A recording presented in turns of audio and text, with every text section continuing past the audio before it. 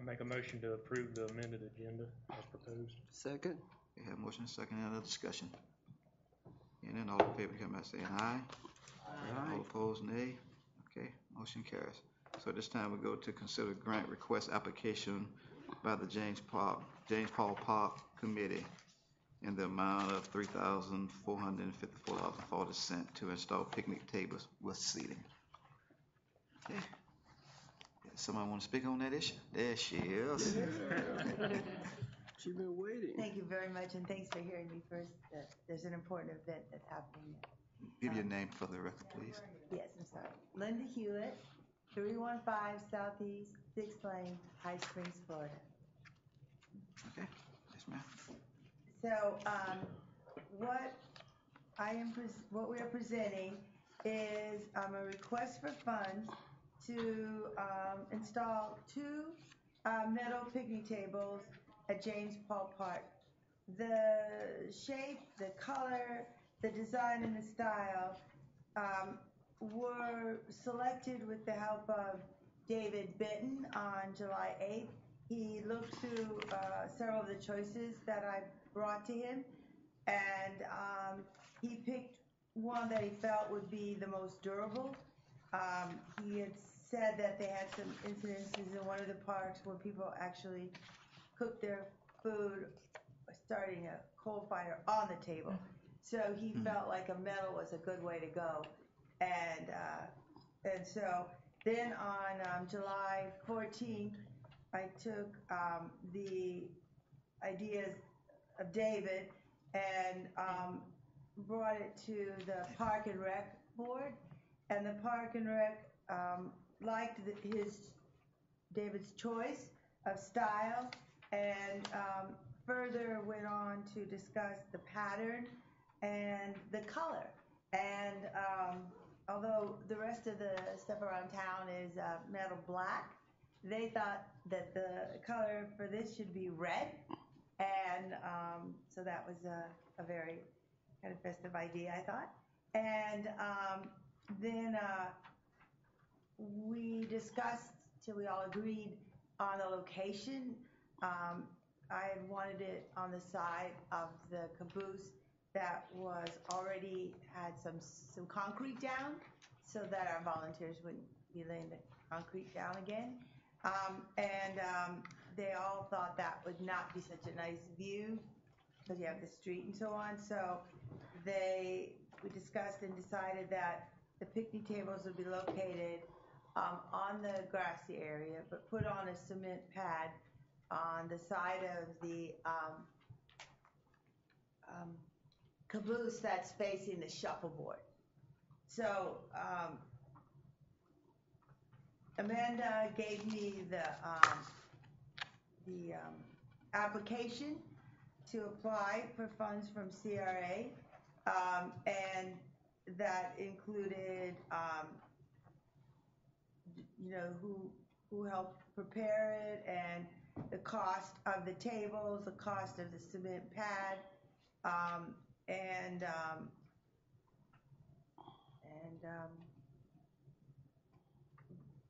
of course you have to say why you think this would benefit the city according to the CRA plan. So she sent the most current CRA plan to me, and there are several references in there about the city being committed to our parks, and about beautifying the downtown area, and also making things more accessible to all our citizens, and a picnic table in James Paul Park, which has become really our central park in a lot of ways. If you've been to one of the Music in the Park events or things like that, it is a place where lots of people gather. So, any questions? Any questions? Yes, Madam Chair. Do we have, this is in the grant portion of our budget, the funds, this would come from that portion? Yes, would come from the 4,000 that is for community groups. Okay. And the total, this is 3,454. Yes. Amanda is looking into, though, I think maybe getting one,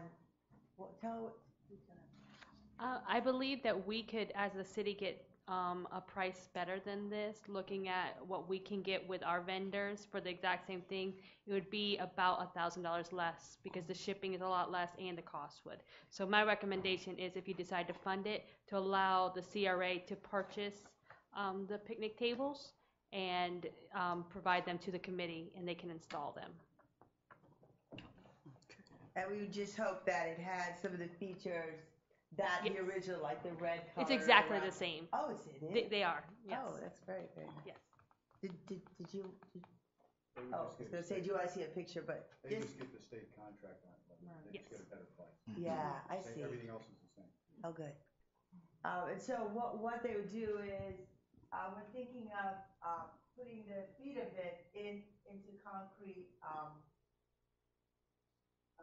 squares, and the manufacturers have sent, a detailed information on how to install and what kind of metal and hardware you need. And then underneath it and connecting that, we use recycled concrete because that's very, very inexpensive. It's like something like $7 a square yard or something like that. It's oh no, I'm sorry. It's $20 a square yard, and that would fill in both of them. And when recycled concrete is different from pebbles or stones because when it gets wet, the cement hardens it all together. So even if you're wearing like we have it all through our property, and once it gets wet, it hardens and doesn't have that loose gravelly feel towards it, and that would keep out weed growth and stuff like that. So I'm hearing that your committee gonna install these? Yeah, Tom and Ross. Tom, okay. Oh, Tom. The usual. They installed everything in town. Just out of curiosity, they know what they're doing, Every single everything will be bench, up to code and every everything? single bench, every single bike rack, every single garbage can. That they didn't do the light posts, but we're gotten with CRA grants. We're installed by those. Okay. So do they need a permit for this through the city? Jenny? I'm not sure, I'm gonna check with the building department. Usually anytime you pour concrete, you have to have, I'm not sure how they get going on. Yeah. Yeah, it wouldn't be that much concrete because it's only going to be on the 4 I would think feet. probably not, but I'm not sure. Well, the permit would not be that expensive. We could include that in any motion, that it would cover any permitting fees that are required. Yeah, 'cause I know it's got to be certain bars and all that good stuff in there. I didn't hear you. I say I know it's got to be them bars and in the concrete, Rebar. rebars and Yeah, he gave me that, and that's under hardware $60. okay. Okay. I have a question. Yes, ma'am. These tables specifically have umbrella holes in them. Are you guys gonna be looking for umbrellas for these? I would really like that because that's a very that can be very sunny, that side of the caboose. But Yes. we didn't put that in our grant. I know. That's why I asked. Because you didn't put it in there. Part of the problem with umbrellas like that is that they can be taken, Yeah, that's what I'm Yeah. And they easily get dirty and With that and a windstorm, they can Windstorm. fly away. They'll and rip up cause real quick, damage too. north of it. yeah, they rip up. Yeah, they rip up I did see easily. some plastic ones though, different. Hard plastic. Okay. I was just curious. Yeah, that would be nice. I don't know if I could just add in, I just thought that even having You can, but just come, just, who we know who talking, just, Billy Joe Benedict, and I'm a High Spring resident also. But about the umbrellas, I keep mine in the garage and stuff, but if we were having a function or something, I think people would probably bring umbrellas to help, you know, if we needed to supply them. So having the holder in it is nice, and then take it home, you know, so it'd be nice to have that feature. Is it already in there? Yes. Oh, Yes, is it it? holds the Yeah. The umbrella. That's all hole we is need. already there. Right, and then the umbrella is as needed. If we need it on a sunny day, someone could bring it and add it. And that way, there's no expense to the city, and we don't have to maintain them or store them. Thank you. Good idea. thank you, ma'am. And you said you were gonna use recycled concrete Yes, underneath. Is yes. So is that gonna be the base of it, or is there gonna be grass underneath it, or Um, how? So this shows you the engineer's drawing that he sent me. Yeah. And so what we do is each of the feet would be in the concrete, and then underneath the table and just around it, so that otherwise it's hard to mow it. you Yeah, know, that's- it's hard that's to- what I'm and then you wondering sit there, about. You got your feet with the ants and the grass. So this recycled concrete, is $20 per square yard, and you put it out as though you're putting out stones. But then when you water it or when it rains, then this concrete solidifies, and it makes it a very It's a hard surface. yeah. But And is it's it, cheaper, and you don't need a big cement mixer. is it gonna be like a hard surface flat, or, I mean, are we gonna have issues with like cracking and something? no, Where people could trip coming off of it kind of deal, or? No, I'm quite sure that, I have it all through my. I'm quite sure they're gonna dig footers and put the concrete down. Okay. I'm quite sure, they're not gonna just lay it on top of the ground. I've never been around recycled concrete before, so Oh. I don't know anything about It's it. just like regular concrete. Yeah. But you gotta run, pour your foot, I mean, you got to dig your footer, Yes. and then you probably got to put Yes. your rebars in, and then you got to put your Yeah. concrete in. Okay. So you're also, I mean, with the permit thing, they're gonna have to inspect, so they're not, until it's done to code, they're not gonna be able to do it anyway. Yeah. Correct. So it's gonna be done, I mean, it'll, before it's used, it'll be the standard, which Oh, yeah, Tom's gonna have it the standard anyways. yeah. So that's not an issue. So far, nothing's fallen down. Right. Okay.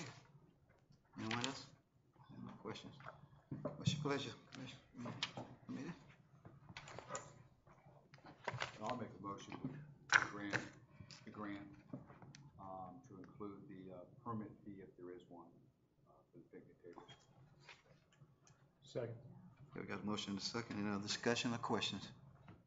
Just clarification, if the motion is for the grant plus the permit fee. Yes. I'm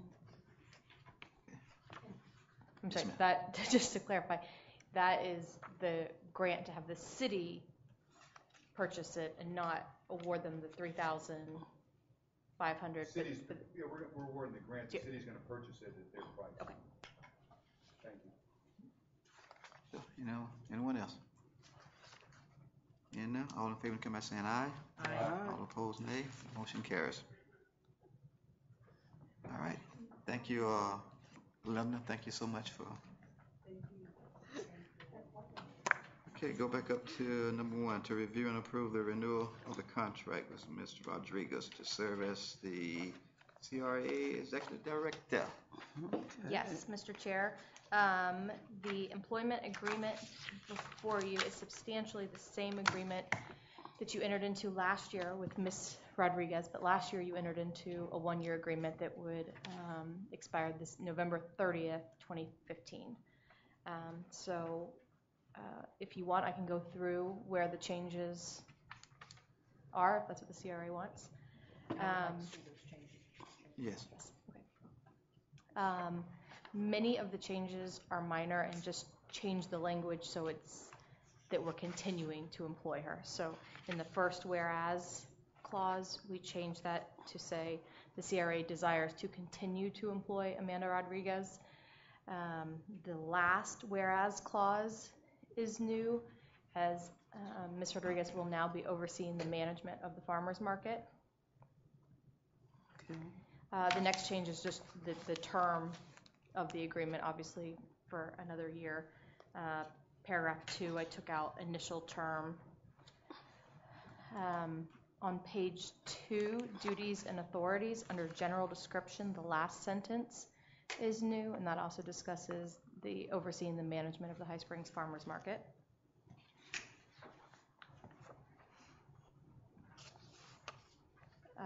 The next change is section 5, compensation. We're changing the base salary from $25,000 to $37,500. And that is,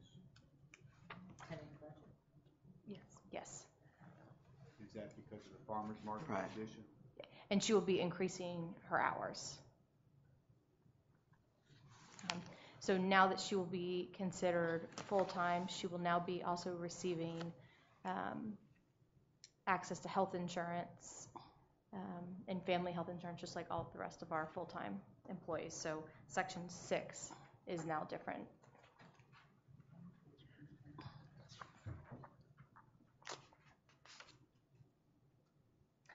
Section 7 is now different for PTOs. Previously, she was a part-time employee, so did not have paid time off. So what's in there now is showing 22 days of PTO with a maximum of 14 to be carried over to the next calendar year.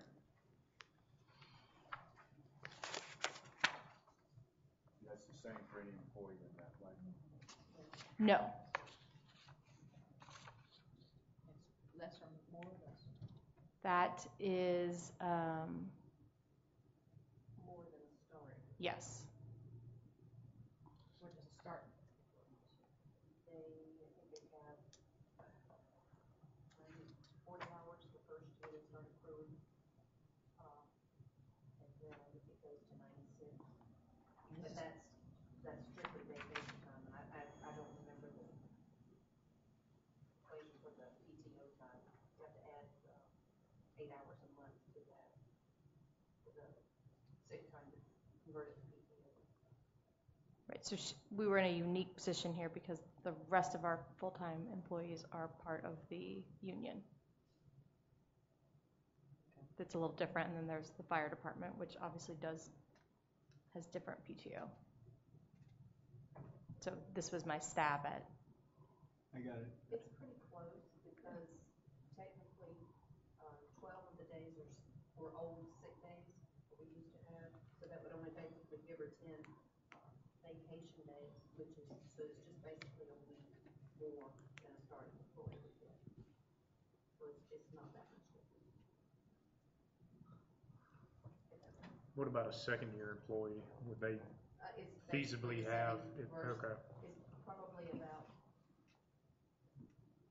2 days difference. Okay.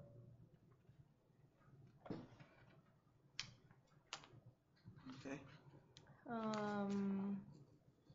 We changed a few minor things in dues and subscriptions, just changed the years for the next year. Same thing with professional development. Section 13, termination of employment, I included a paragraph that the city manager may remove the executive director from her duties overseeing the management of the farmers market, because that's not under your purview. So expectation of work hours has changed.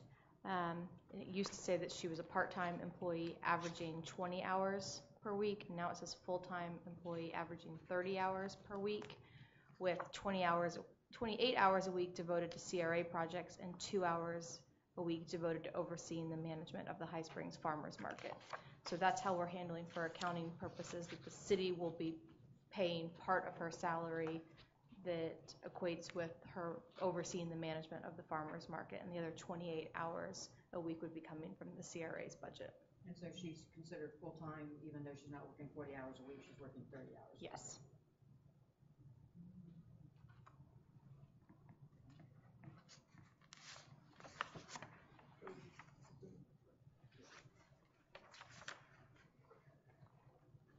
And then we made the change over, since we have a new mayor and a new chair of the High Springs CRA.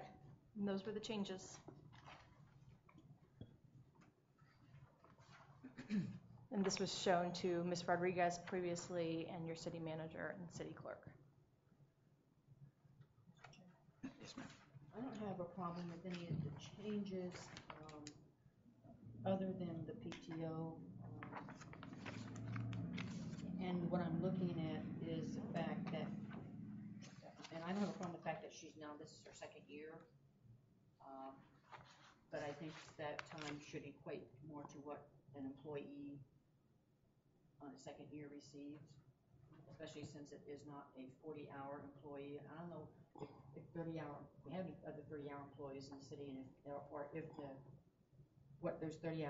40-hour employees receive, if there's something less out there that they receive if they're less than 40 hours. I don't remember how that is detailed. It's a formula. It's however, for part-time people, it was for however many hours you worked.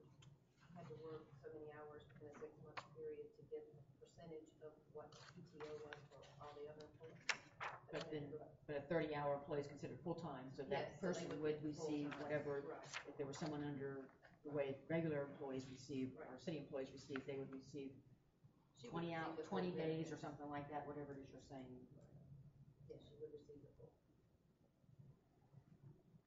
That would be my only issue. I would suggest that it's in line with the second year employee, full-time employee. Well, then we could probably just add a couple more days to it. That would probably equal it. We can calculate it. I thought you were telling me, maybe I misunderstood. No, for a first-year employee, she's off for Right. about a week or so. But for a second-year employee, she's only off a couple of days. But Off to the good or to the bad? Yeah. I think is what the She's confusion is. low for a 2-year employee. Okay. So we would have to add a couple of days. Low. Oh, I thought she was more, that's why.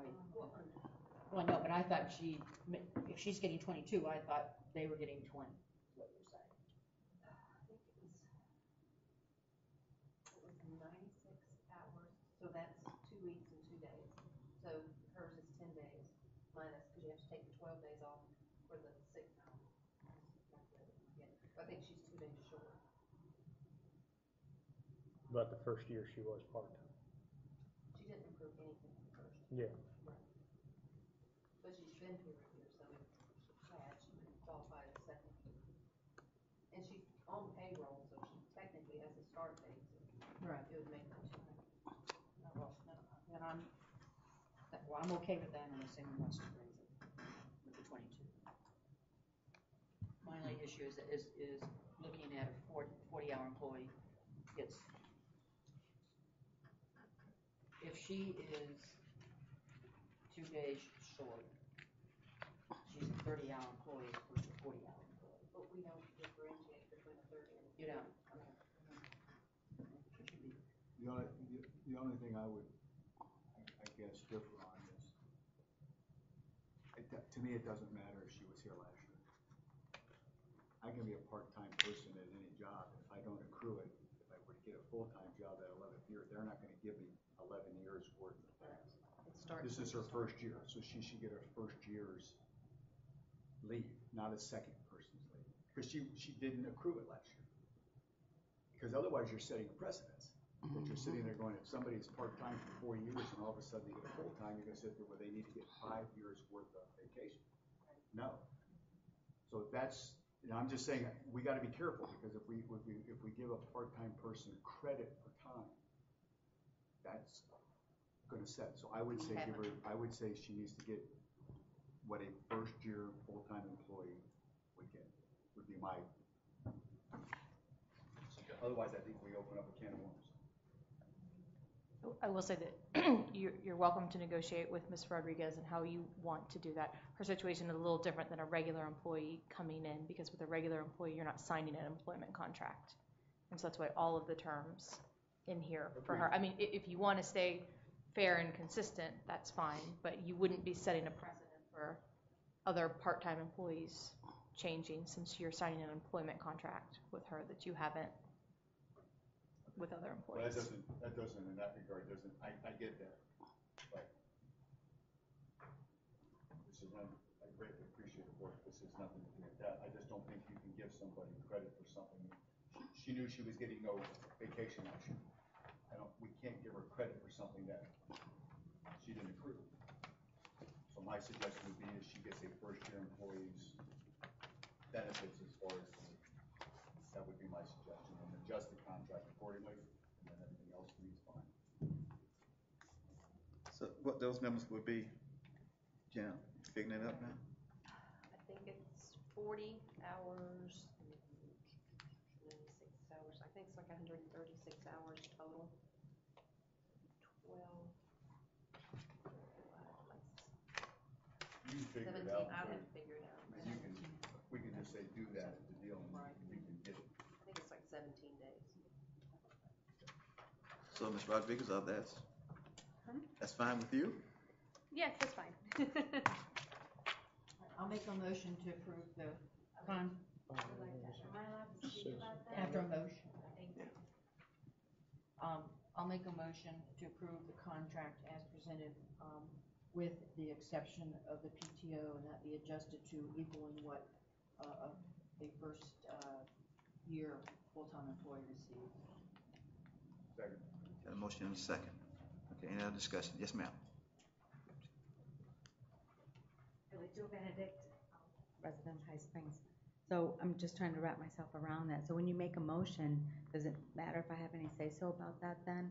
It still matters. So my concern is, because I've called Amanda several times, and I know she's busy, and to me, as a full-time city employee, I would hope we'd get, as residents, would get 40 hours of work out of her for, that's a nice salary.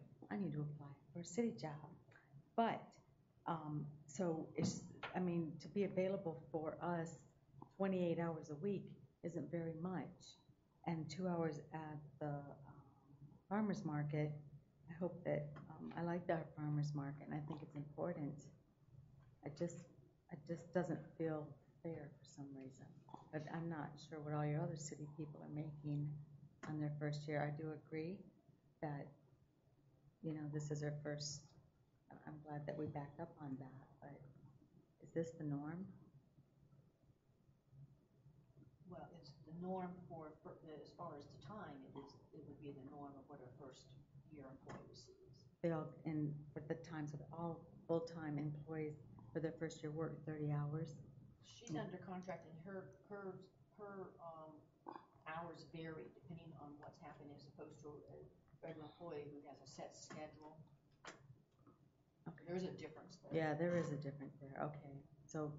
She may be working weekends, she may work nights, whereas a regular employee would be 7:30 and they're done. So there is some consideration as far as holidays. So the work is not a regular Monday through Thursday and go. So there is some. And I understand that. I just seen there was a very large pay jump also for that. You know, that was a, quite a nice raise. But thanks. Thank you.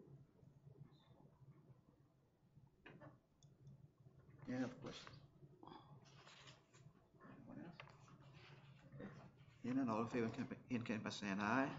Aye. All opposed, nay. Motion carries. Okay. Update on the murals. Yes. All right, so as you probably have noticed downtown, the first mural is about done. Mr. Barkman was going to be putting in the individual vendor signs this week. I haven't checked to see if he did it, but I talked with him on Monday, and he was going to be putting them up this week. That is for the stores that are in the Dean Davis building. So once those are up and complete, that phase will be done with that mural, and he will begin on the second side over there. I have also asked Ms. Clark to come today because I would like us to start thinking about additional murals we would like to see around town. One of the big tourism draws in this area is what's called a quilt trail. And if you've been to Trenton or White Springs, you'll see them all over the place. The cost is very reasonable, and I think it would be very fitting for our town to have a quilt mural as well. So if you would like, Ms. Clark will be able to give you more information.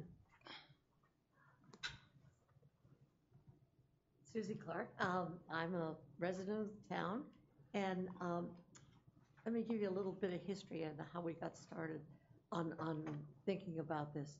Almost 3 years ago, I was invited to go to Trenton to the Swanee Valley Quilt Shop by Stephanie Metz's husband, Paul, to go to was it like an informational meeting? And it included the gal that wrote, excuse me, the book on barn quilts and how quilts that are painted on various things or actually made quilts that are hung in windows can be used as a fun thing for quilters, but also as an incredible draw for the public. Quilters spend a lot of money, both on fabric and on travel and things like that. And just to give you, this is made out of pieces of fabric that I've been collecting for years and years. It's a half vest. There's no back. It actually, so the good part about this is it can get changed out all the time, where it would be a little difficult to change out, a big block. But Trenton now has, and I just forgot, but they've got a lot.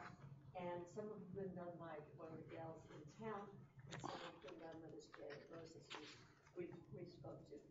This particular one is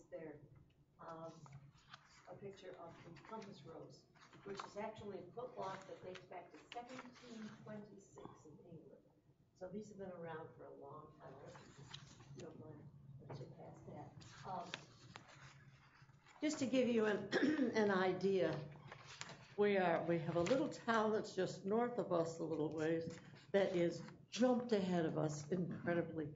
White Springs now has 20 wall quilts that are not wall quilts but painted quilts, of which they are now starting to put together a whole brochure explaining where the quilts are, also giving a little information about what the particular blocks are.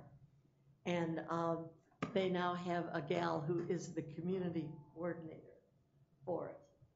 This particular one is from Louisiana, and it shows, this is what they published as a county, and it shows the locations of where the blocks are and gives a little bit of information about them. This particular one is from Highland County, Virginia. And it's also, they've done the same thing. And not to be outdone, I went to school in Kankakee, Illinois, just outside of Kankakee. This is what they've done. Of course, they're also just 100 miles away from Chicago, so it's, a little easier to get to this particular one. But I thought maybe you'd like to see that one. And then a little closer to home, this is the Southern Quilt Trail walking tour, and it's Powder Springs, Georgia. And this is what they've done with their brochure. And like I say, White Springs now has 20. So we went through a lot of discussion with our American Sewing Guild neighborhood group as well as with our chapter. And originally we were looking at another more Florida-specific quilt pattern, quilt block. But the more we thought about it, since it's being proposed that it go on the side of the schoolhouse, the school building over here, on the above the handicap ramp, that it would be very appropriate to use the schoolhouse block, which is, did you? Right. If you scroll down, you'll see it a little bit more. Right, that one. There, yeah. Put it in the middle. Yeah, there's a bigger shot right there in the middle. Now this actually, this was in another, I had a lot of fun researching it, and excuse me for having to read this, but the schoolhouse block, the circuit is about 1890. This beloved pattern evokes the nostalgic image of America's one-room schools. And this particular one, it alternated, so there was another block that was to resemble like the cornfields, which a lot of the old schools were stuck right in the middle of, next to farms and things like that. But it can be done either with lots of color like that, or it can be done with just a few different colors. Not quite as many as that particular one, but basically it'd be a start for the downtown district. And like I say, quilters are crazy people. We do drive all over the country to see things like this. And when we come to town, like we were in Trenton yesterday, we ate, we shopped. So money gets spent. So it will help the downtown. And I'd like to work, with Amanda to see if we can get other locations and get even some private money that to actually put some up so that we could then get together. Once we do get the first block up, though, we can join the Florida Quilt Trail, which will then be published with that. So, if there's any other questions. Amanda has talked to Janet Moses, who has been doing a lot of the ones up in White Springs. You could probably give her a little more. Yes, Janet Moses is the artist that has made most of them in White Springs, Live Oak, some of the ones in Trenton. The process that is done, it is done on panels, and then the panels are put on the building, and the cost is only $500 for the panels.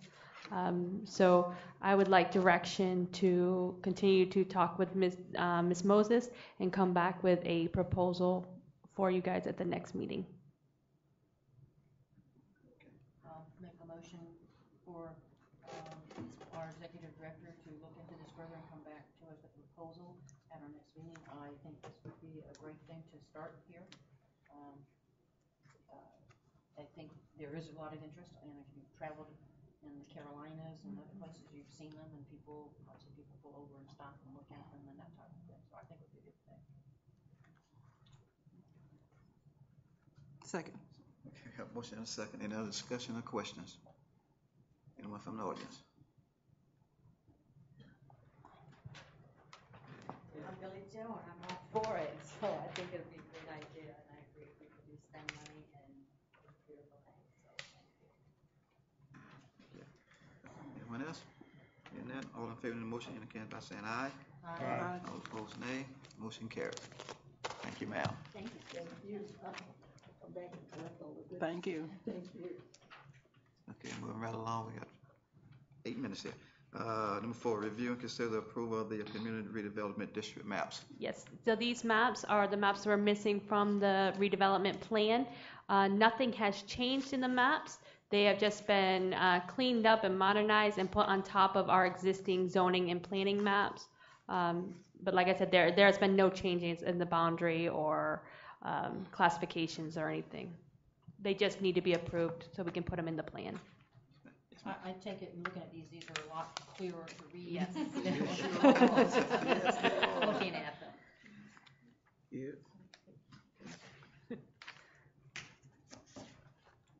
Need a motion? I'll make a motion to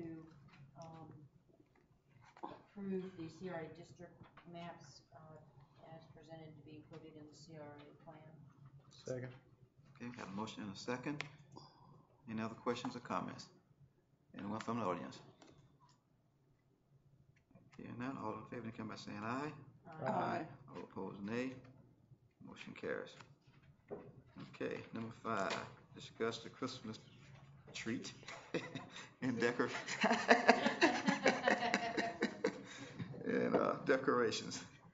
So Yes, ma'am. I wanted to give an update on the 2 Christmas trees downtown.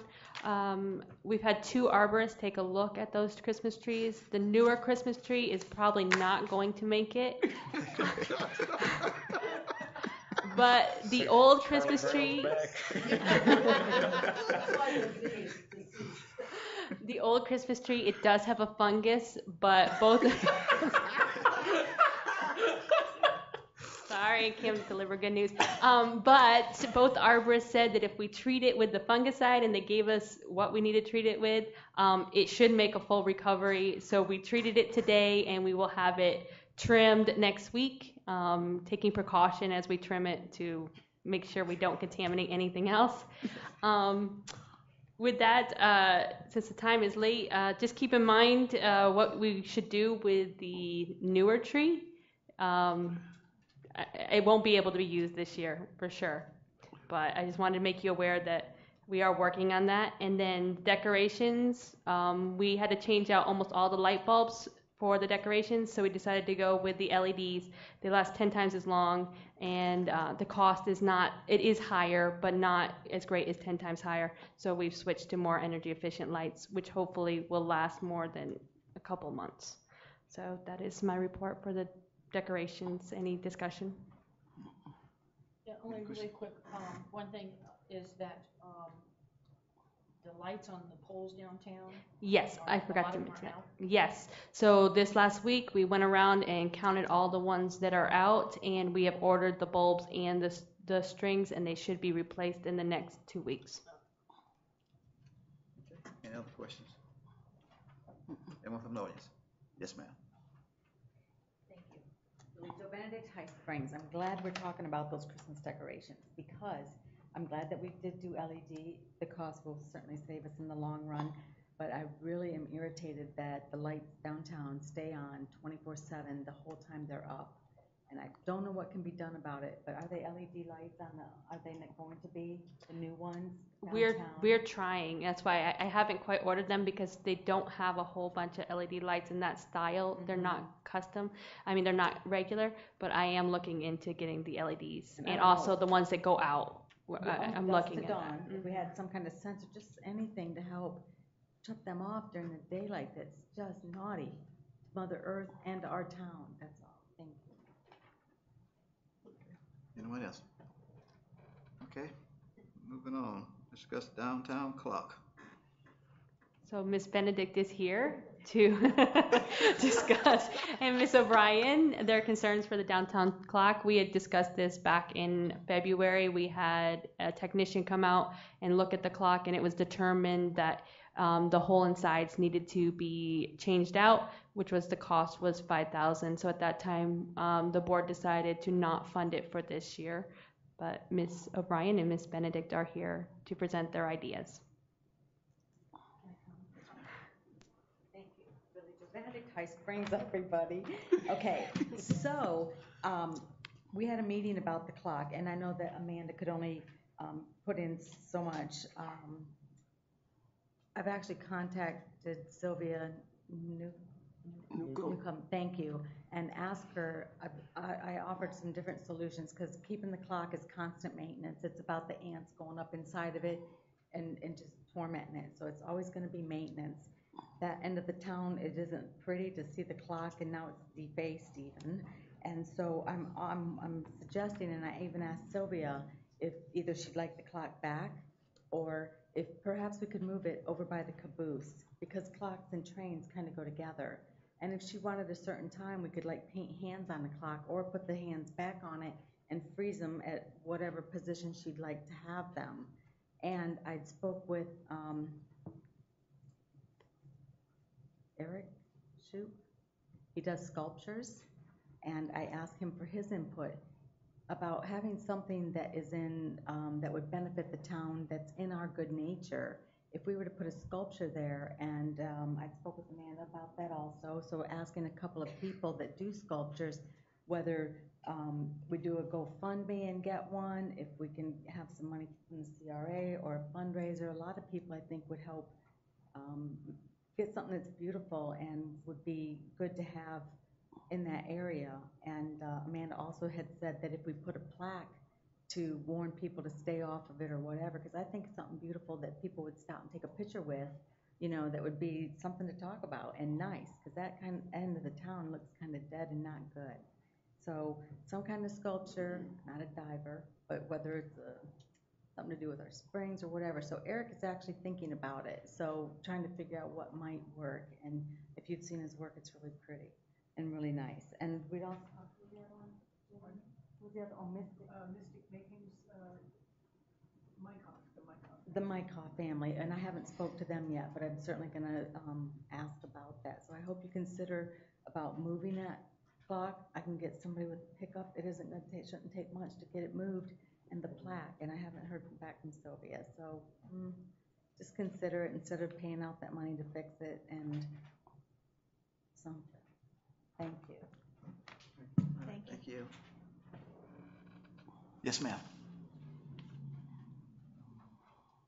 My name is Jeannie O'Brien. I don't know if I can address the commission. I'm a Newbury resident, not High Springs. Yeah, you can talk. But yes. I identify more with High Springs than with Newbury.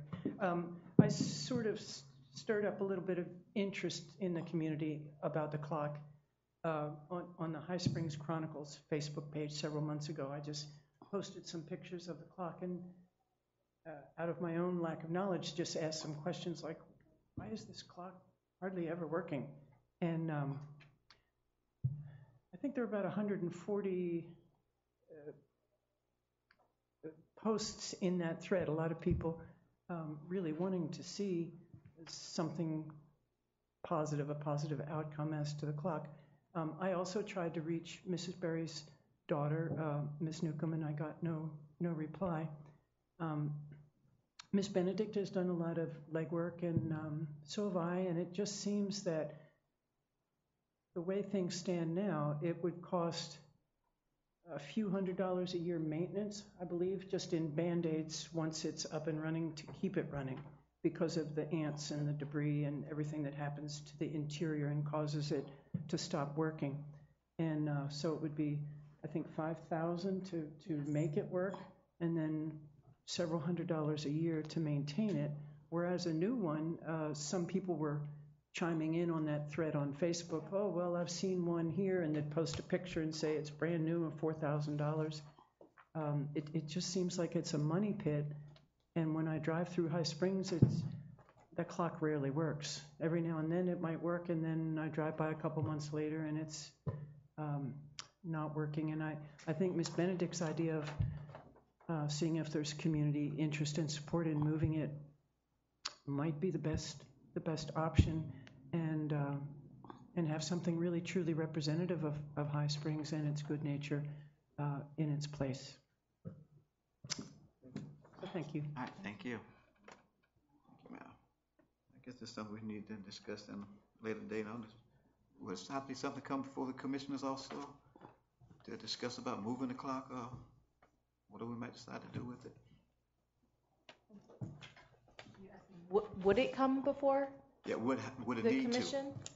Yeah, if you're thinking about moving it or doing something more permanent, that would probably be a commission issue. Okay, maybe we can add it to the agenda and we can discuss it then. Okay, moving along. At this time, I don't have anything. Second Director, your report. I do have some, but since it's late, I will go as fast as I can. The grants are going along very well. In the past month, McCall's and Joanne Barrows finished theirs and completed their grants.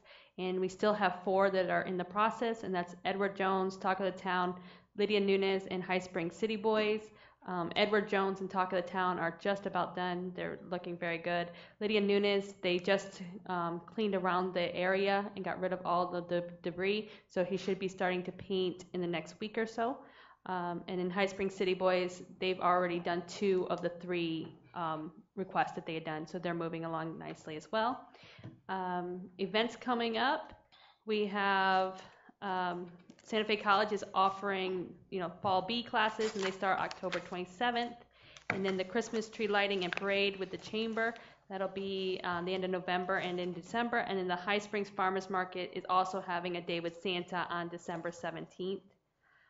With infrastructure, we had spoken about the sidewalks downtown, so I reached out to DOT. They are set to begin working on that portion in January of 2017. They are nearly complete with their 60% plans, and they will be sending over for us to review at that time.